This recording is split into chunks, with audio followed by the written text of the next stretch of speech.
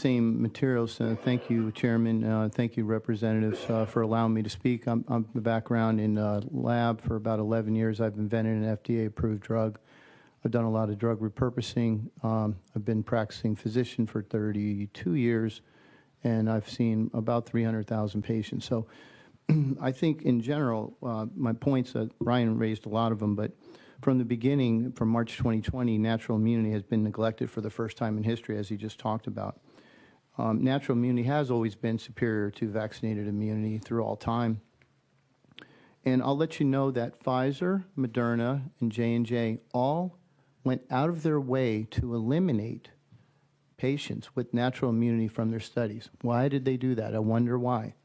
Because these patients retain an antigenic fragment of the virus in their system for a long time. We're finding even 15 months later.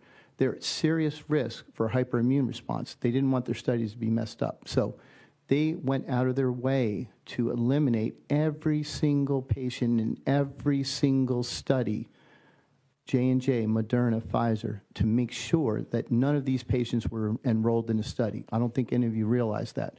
So we are taking, let's say, the children 5 to 11, about 80% have had the virus already. If we mandate the vaccine in this 5 to 11-year-old group, you have 28 million kids in the United States. That would be basically somewhere close to 20 million of these kids plus would actually have already had the virus. They're at high risk for a hyperimmune response. That means they're going to die. Some of them are going to die if you mandate a vaccine. That's what that means.